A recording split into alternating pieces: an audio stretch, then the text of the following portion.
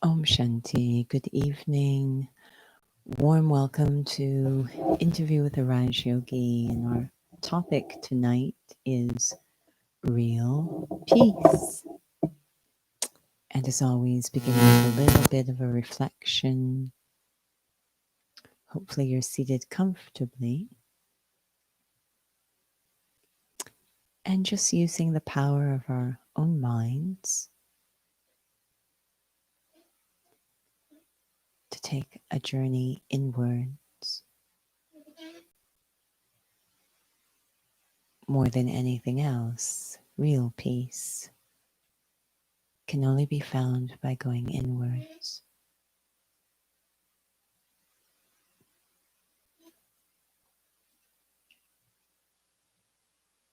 Another term that's used for peace is liberation. As I focus inwards in the vehicle of my own mind,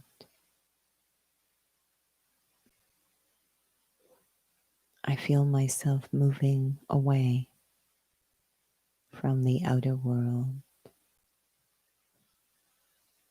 the thoughts of day-to-day life,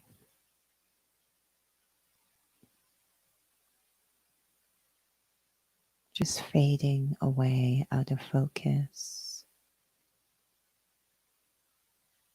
as my mind travels inward.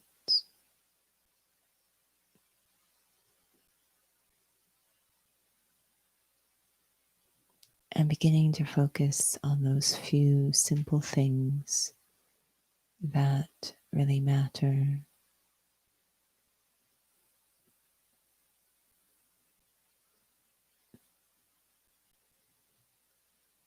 Things that I thought were so important will be forgotten in a day, a month, a year.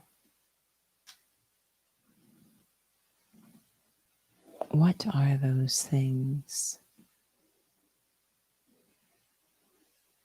that are imperishable,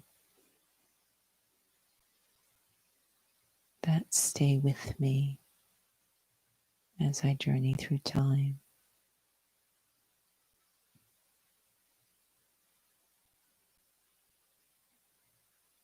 They're nothing physical.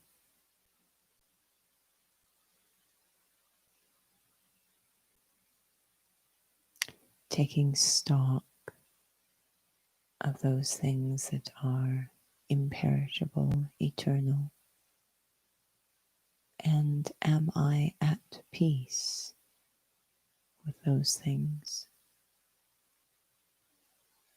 My heart, my conscience, my character. These will travel with me always. Am I at peace with them?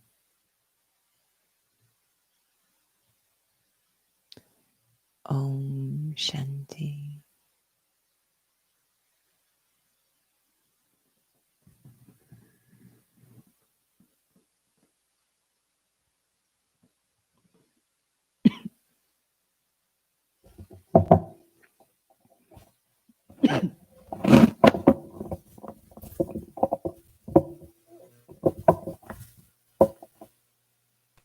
Om Shanti, and welcome to Interview with Raj Yogi. So, tonight's topic is real peace. Yesterday was International Day of Peace, so it's a very relevant topic. And perhaps maybe we'll start with this word peace is such an overly used word, actually. So, for some, certainly it might be something that's meaningful, but for many, perhaps it might just be such an overused word and might actually be sort of like a platitude, maybe in a way. So I know we don't want to dive into real pieces, but what is this connection between what Raja Yoga is about and what has it been for you? What peace is? I know that was a big thing for you when you came into this study or before you came into this study. It was really, I think I've shared before this funny story. I came into the study in November of 1992, and pretty much a year before that. So we often say we're never quite sure when our spiritual journey begins, because sometimes it's just preparing the soil, and that can take a long time, maybe. But a year before, where I was working, it was a YMCA. And every year in November, they had International Peace Week. And it was such an interesting situation because YMCA Canada, every year they chooses an association in the country to hold the preparation for International Peace Week. And that year it was Calgary. And so the international coordinator called me to meet with her, and a representative from Ottawa was sent out to meet with us. So the three of us would meet, and our mission was to come up with a campaign that year, what slogan we use, what the imaging would be, all the packaging. And we were really starting from scratch, and the topic is peace. And it was such an interesting journey for us because it started with the classic concepts, less guns, more food, no war, classic things. And the Peace Prize itself was often for the YMCA, was often given for, for things like bringing water to a village and all the classic things that we connect with peace. And so we were looking at different slogans of this nature. And it was quite interesting because it wasn't just me. All three of us weren't feeling that this was the direction to go. It wasn't feeling right. And I was really touched. It was actually the representative from Ottawa who came with the slogan that when we heard it, when she said, we said, that's it. That's it. And the slogan was, plant deeply the spirit of peace. Wow.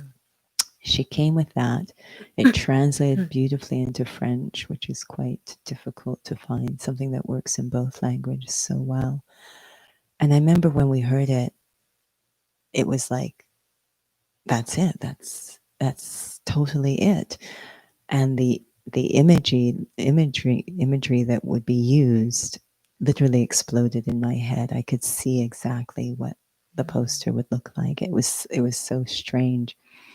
And this was a year before I came into the study, but I have that poster on my wall, and to this day, it still captures what peace is about for me. And the irony was that usually an association is only chosen for 1 year. The next year they go to a new one at that time. But they were so affected by this. They made t-shirts, they made all sorts of things, and they said, we're keeping it for another year. It was very powerful, actually, and it provokes such different thought around peace. So I think, I like the Hindi word very much, which is mukti, and it means liberation. And when we think of liberation, we always think of, and I think this is most people's idea of peace, we always think of moving away from something that's noisy or aversive or challenging. But when you say plant deeply the spirit of peace, it doesn't suggest moving away, but this idea, the liberation isn't to free myself from something outside, but there's something inside that I'm in bondage to or needs to be freed. And if it is, if I can just be at peace in myself or become peaceful, then you can put me in any situation and there will be peace because it's now inside of me, not dependent on something outside. So something needs to be liberated internally, mukti, liberated internally, and that freedom, that internal liberation, that's peace. So the question is, what is that inner liberation? It just exploded in my head that we should actually have another topic about peace and change. Mm. It's a beautiful topic. That's amazing what came from that. But on this aspect of freedom, that just seems like it changes the entire conversation of what peace is. Because it sounds like if we have our of certain ideas of what peace is, and yet on a subtle level, are we looking for freedom? And yet we think it's about moving away. There seems to be something that's kind of mixed up inside, and it's not going to really solve the issue. Mm-hmm. Yeah, that's there's really two aspects to peace when we use the word, and both require liberation. And one is some sort of inner process has to happen. Um, we had a conversation lately. It's really about freeing the greatness or the truth within the self. Something needs to be freed inside. So, but also, so that's there. It's as if we have a capacity for peace. Do we need a technical? We're okay. I might just check to make sure our transmission's still All going. right. One moment. I think I know what happened, but hopefully you're still there. Yeah. So, um,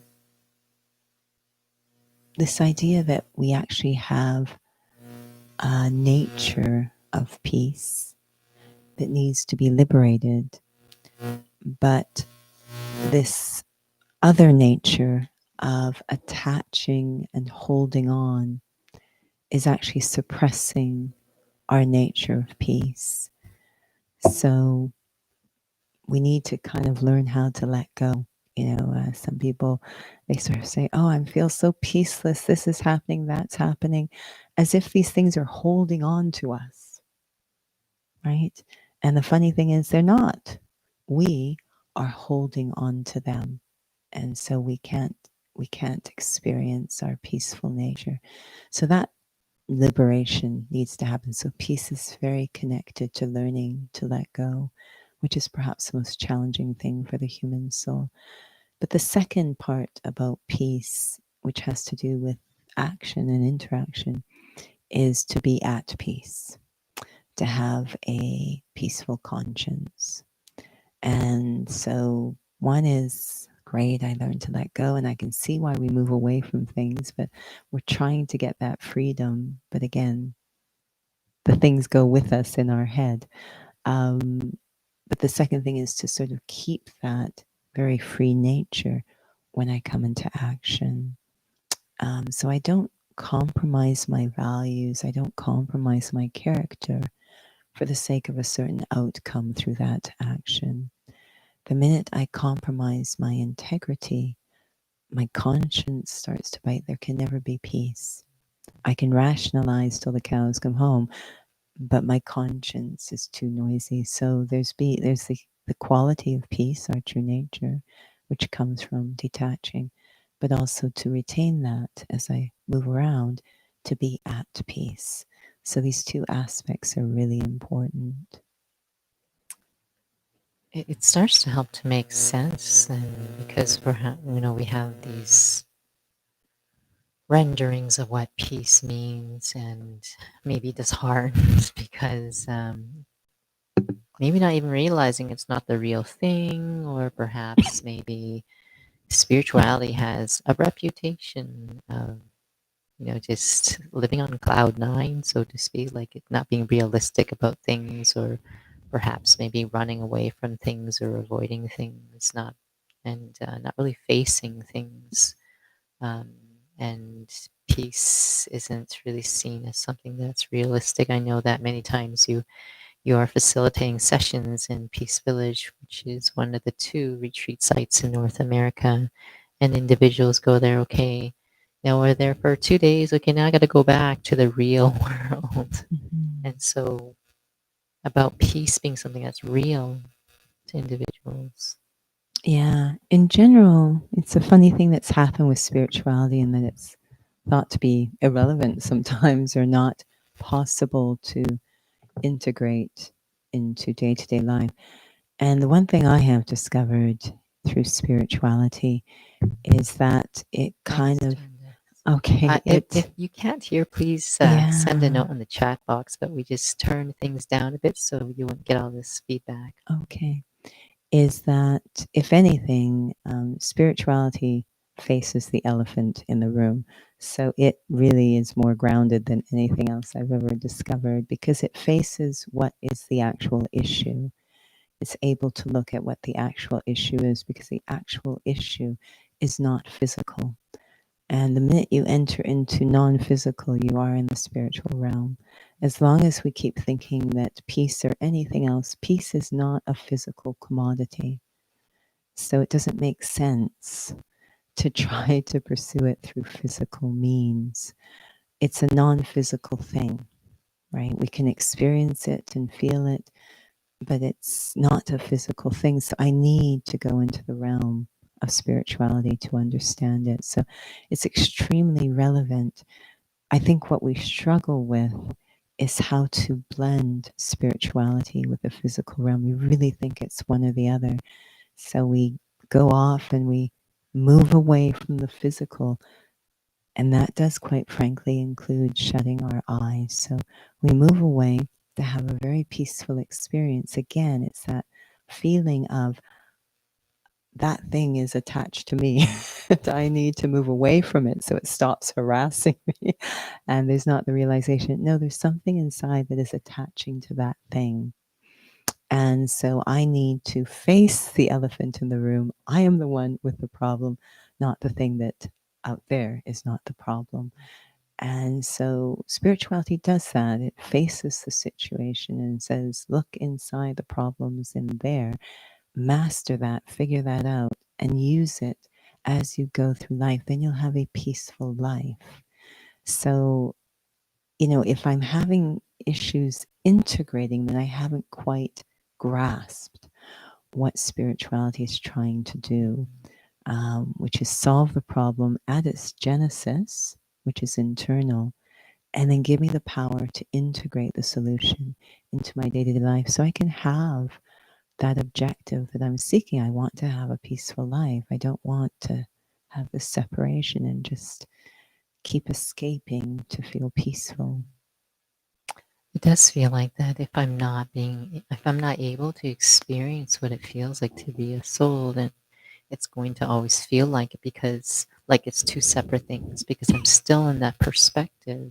And it's understandable that, and it's not necessarily an intellectual thing, it's just on a feeling level. It just feels like they're still two separate things. And but I was thinking about when you were sharing about even the body in its ordered state, its normal state, it's at peace in that sense. But when we sort of sit in a certain position for a long period of time, or hold our bodies in a long period of time, we think that becomes very normal. It's as if we don't even remember what it feels like to be back in that ordered state. Mm-hmm. And then for there to even be a feeling like what my natural personality is, a soul, like, that's amazing to be able to Mm-hmm. experience. Yeah, it is really rusty.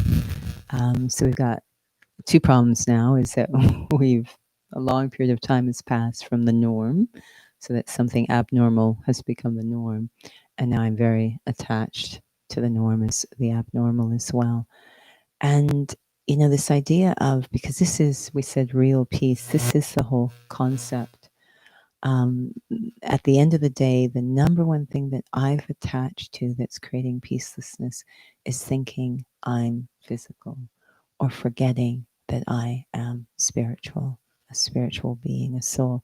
That's really the source of the whole problem. Um, and to be able to go into that experience, which is an incredible journey of detaching creates that peace. But this journey of letting go, which is not to be confused with moving away from. I don't need to, it's nothing external. It's all inside where the attachments have happened. It's a consciousness. So, for anyone who's ever played a trustee role, they will be able to understand this contrast. I know I have. And there's one big difference between when I decide that money is mine. It's in the bank and I've decided this is my money, right? So I think about it and feel about it in a certain way. Now, at this time, there's a whole bunch of money in an account that I take care of, and it's not mine. I'm a trustee for it. I'm very aware. My feelings towards that, it's there, but it's like I don't even think of using it. It's quite remarkable, this idea when we change the word mine, peace starts to come back. We have attached the word mine to things that actually aren't mine. Nothing temporary can ever be mine. It will come and go. And that's what creates the peacelessness, is attaching to things that really aren't mine. I don't have to move away from them. I just need to reframe my relationship with them. And I'm remembering now that, one of the big things we attach to that causes a lot of peacelessness is this image. We attach a lot to the image of, that our physical consciousness is created. We call it ego. And I was just sitting here and thinking, I always was growing up very, very nervous to do public speaking. It was a very odd situation because I enjoy sharing, but it would make me very nervous because of ego. And the same peace, YMCA peace situation, a few years later, they said, "Can you come and speak?" And it's this large room with all these people. And I remember going up, and this, you really see what a difference it makes to consider yourself to be a soul. I remember going to the front of the room and facing the crowd and all these, VIPs and such. And um, yes, there were some thoughts, preparing what to say. But the main thing was, the only thing that would get me through in a very, in a very comfortable way, was to remember I'm a soul and everyone else is a soul. That reframing creates such a sense of deep peace.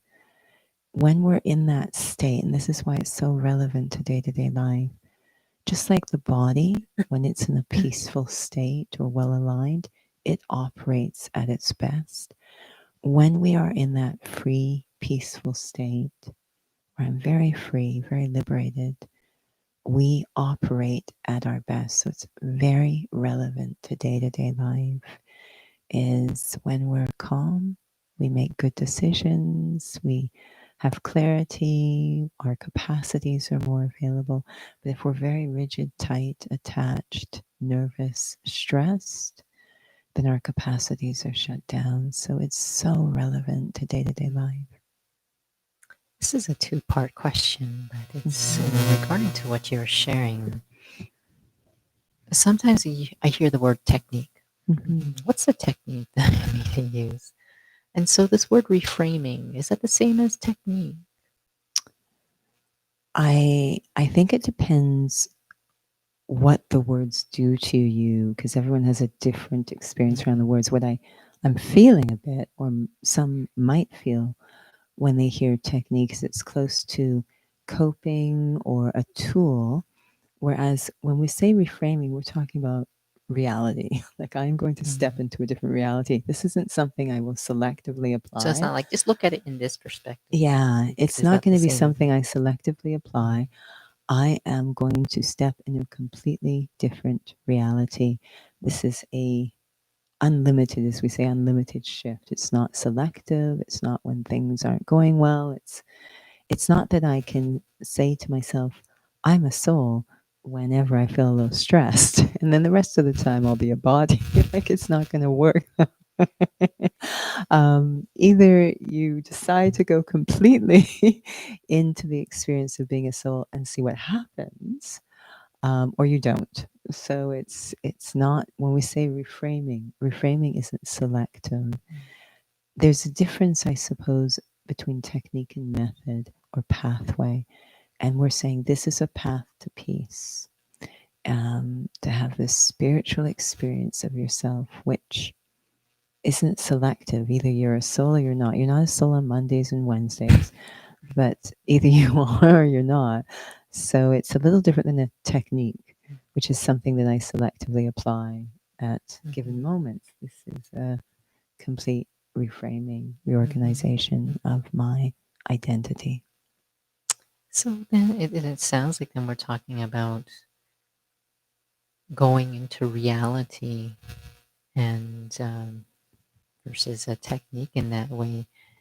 And so maybe this is a three-part question, but let's the second question that's related to the first one, which is about how would I then know that I am feeling real peace, or because you were sharing about feeling calm, because there's lots of things out there that makes me feel calm, which is a Mm, part of what the intent of today's topic is. There's lots of things that many go to for peace, and hopefully the intent of this session isn't to offend anyone in terms of mm, their means and what they're doing to feel peace, mm. but it becomes a thought-provoking question in terms of sustainability, I Right. suppose. What I enjoyed about the study of Raj Yoga, which is a spiritual study, a study to support us in becoming soul conscious, is that it's pretty precise about the directions, what one's going to do. And so the directions are very precise. That what that means is we're left with looking at ourselves and being able to be aware to check, am I following those directions? So if I'm experiencing peace, I need to have the awareness of, am I experiencing that peace because I follow the directions? Or am I experiencing that peace because the music's beautiful or the lighting's like, I have to make sure I know where that experience The of peace cause, the came source of from. peace. And that can get very, very tricky, right? We have people say, oh, that was such a beautiful commentary. Was it recorded? And I'm always feeling it's okay, but they hear someone say something, but it's like the actual hope we have is that souls get to that through this very precise method of learning how to see myself as separate from the body, as this very discrete entity residing behind the forehead, I, the soul, this invisible point of living energy spiritually. So it's quite precise directions. So I need to use those, experiment. And is it connecting me to that experience of my nature of peace? Or is it something else in the formula? Is it the lighting? Is it the lack of, is it that there's no noise? And of course, the greatest way to check if I am getting that source of peace, because one thing about real peace is that it's unconditional, it's constant. So if my peace is dependent on something, I just need to check when I'm in situations where that something is not there, is the peace still happening? Because then I'm just back to square Mm. one. So it's not the real thing. I want it to come from this internal practice of experiencing myself to be a soul, just from that. And then I can use it. And then, again, it's so relevant to day life. I can use it. It'll be there for me. That practice will be there for me. It's not just so that everything's okay. It's actually, at the end of the day, is that I become a source of peace myself. So, what does it mean to say that when peace is unconditional? Because we hear that word a lot too. Mm. And in relation to what does it mean to go into reality? Mm-hmm. Unconditional, of course, means there's no condition. So I'm peaceful until that driver cuts me off in traffic. So that would not be unconditional.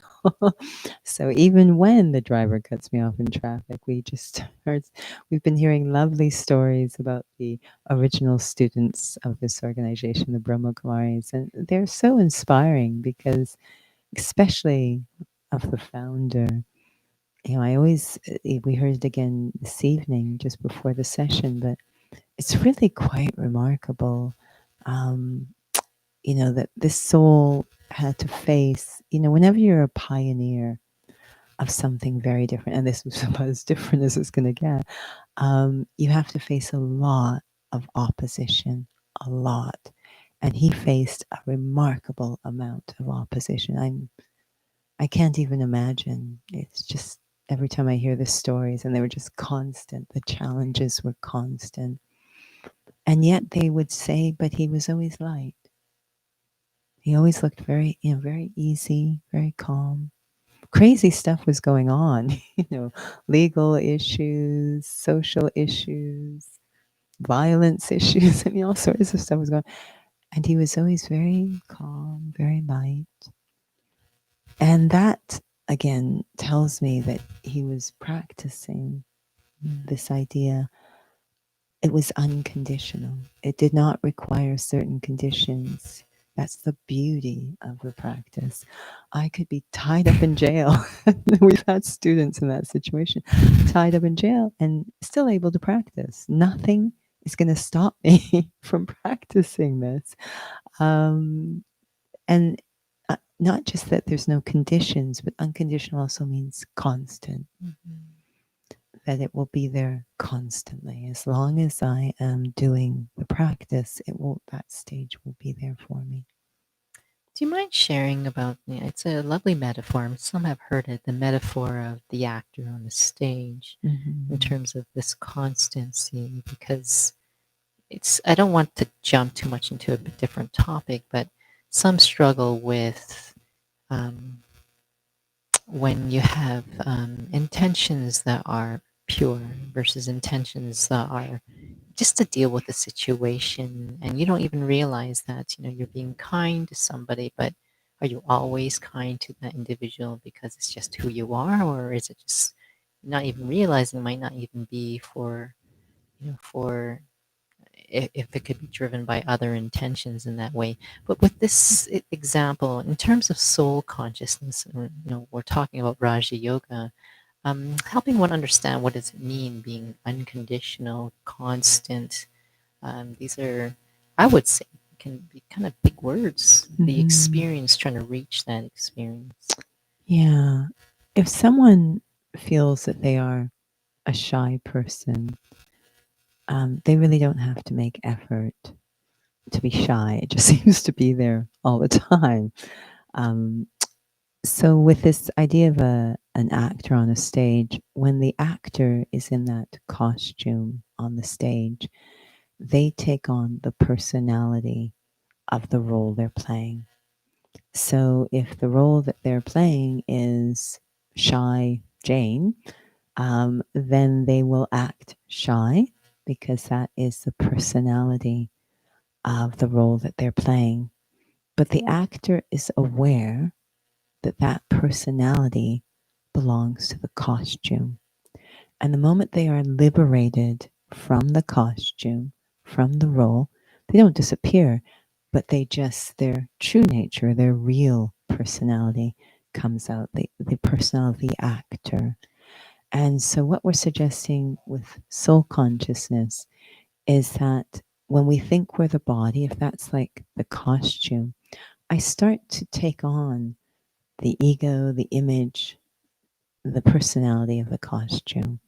And we might get some feedback, and that starts to shape our personality as well. And I start to disconnect. It's like the actor has amnesia. I start to forget, oh, I'm not the costume. I'm losing my real personality. And the moment that I remember I'm not the costume, I'm the actor inside, or I'm the soul, then I start to remember my real personality. And the real personality of the soul is peace. Once you connect to that personality, you don't make effort, it becomes your natural nature. Just like if someone's shy, they say, that's just my nature. They don't make any effort. That's just, they say that's a personality. I know I'm using that example because I know I often was told I'm very shy when I was young. And I'll be honest with you, deep down inside, I knew that it wasn't really me, but I didn't know what to do about it. So I was very happy to learn, oh, you're a soul, because it liberated me. Again, it's that inner liberation. It liberated me from being in bondage to the personality of the costume and that whole story. And I could reconnect with my true nature, which is not shy, um, and, being very peaceful, that trust in the self. So this peaceful nature is the real personality of each of us as souls. It's our real personality. So I can't stay connected to the costume and try to pretend to access. That won't be unconditional. You'll probably still be colored by that Yeah, personality. exactly. It will be such a battle, and it will kind of stay intellectual or theoretical. I need to genuinely move from thinking of the body into the genuine experience. Okay, I'm separate from the body, I'm the soul. And then that real personality will, in fact, it's a sign that you have genuinely made the shift. So this personality we're so used to, this isn't really me then? It's me in a state of forgetting. I mean, we can never not. We're always, It's sort of like, if I look at a car, and when it's completely new and clean and shiny, and then that same car 20, 30 years later is still that same car, but it's old and wear and tear. It's just not performing. It's got a completely different personality. It's a degraded version of its original personality. And that's what confuses us so much, is we have moments of our true personality, but it's not stable. We're mostly the degraded form. So, I want to, it's like having a vibrant color, and over time that color fades. And we have that sort of faded version of our true personality. So the actor metaphor, Mm-hmm. in terms, and I'm looking at the time. I know we started late, so that's why I'm mindful of the time. But the actor metaphor, in terms of, again, being able to be one who's unconditional, would it then be that because they're aware they're an actor, they can have these benevolent feelings for the other actor, even though they're in the play, they're their nemesis, for example. But that kind of concept, to understand what it means to be constant. Mm-hmm. Absolutely. And we've seen that in limited examples. I know, having the chance to spend a little bit of time around actors and live theater, and it's really quite fun, because on stage, they'll be killing each other, sword fights or whatever. And then you see those same two characters off stage, and they're best friends, and it's really wild. The people in the audience don't get to see the off stage. So for those in the audience, they actually think those two must not get along, right? They're so convincing. But of course it's all an act. And yes, so what the audience sees, and then what the actors are feeling inside, is they're just feeling, that's my fellow actor. That's really all they're feeling. That's my fellow actor. It's not none of the emotions that the act would suggest are happening. They actually are completely at peace with their fellow actor, although on the surface, because of that role that they're playing. But inside, they have, as you say, benevolent feelings. It's such a powerful topic, and in terms of how to reach and penetrate that reality at that level of feelings, actually. Mm-hmm. And so, if anything, it just really inspires us you know, to go back to experiencing myself to be a soul. Mhm. So I regret we are running out of time. And so perhaps maybe we can have a little experience of what it feels like to be a soul. Yeah, and I think it's always important to stress because part of our faded personalities that we get very hard on ourselves is it's not like, okay, we're now going to have an experience.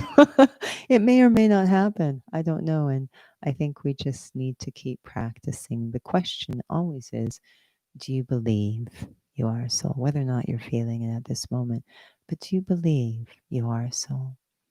So let's just look at that a little bit more.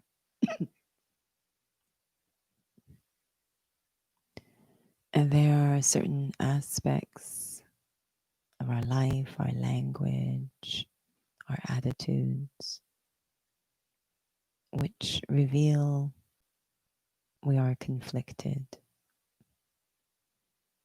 At times, we're very attached to thinking we're the body and others are their bodies.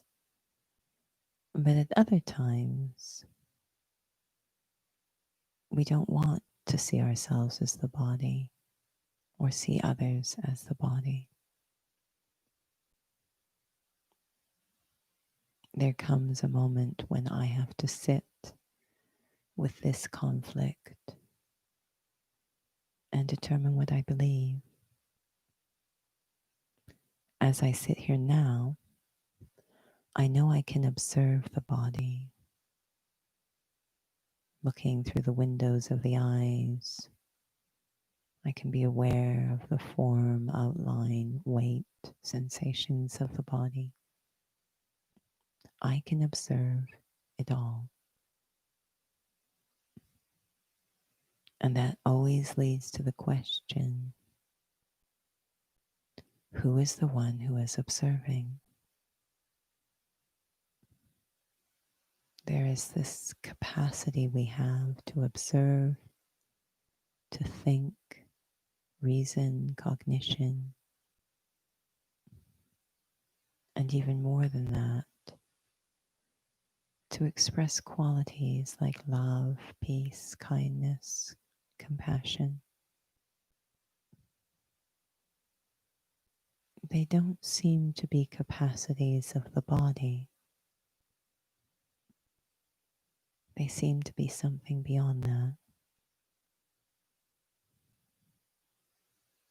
Who is the one who is observing, thinking, expressing qualities, making decisions? Who am I? Going into solitude to explore that basic question, who am I? The real me. That's where the spiritual journey begins. Is honestly exploring that question, who am I?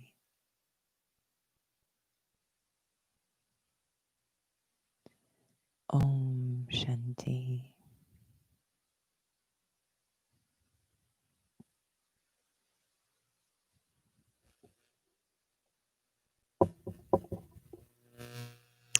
Thank you for joining this evening. Apologies for the bit of a later start and a later end. And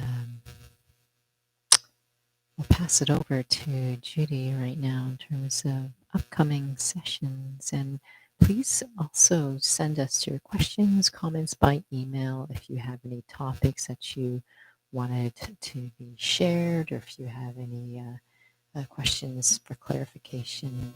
We certainly welcome those as well. Thank you.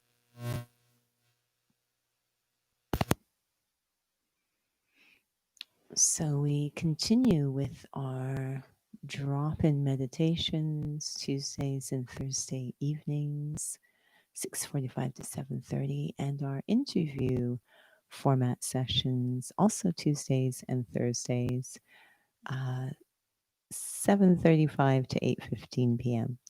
So you're welcome always to join those. We also have Inner Fitness on the Zoom platform, Saturdays, 2 to 3 p.m. And we have started to record those. So in a few days, they will be available. And these sessions look at some aspect of physical fitness and what it actually looks like from the spiritual perspective. So, what is endurance? What is strength? What is core stability? Not physically, but spiritually, what that looks like. So, it's quite interesting conversation. So, that's inner fitness. And we have some courses continuing this weekend, Raj Yoga courses in both English and Hindi. I think that might be it. So always feel free to send an email if you have any questions. And thank you again for joining the session. Om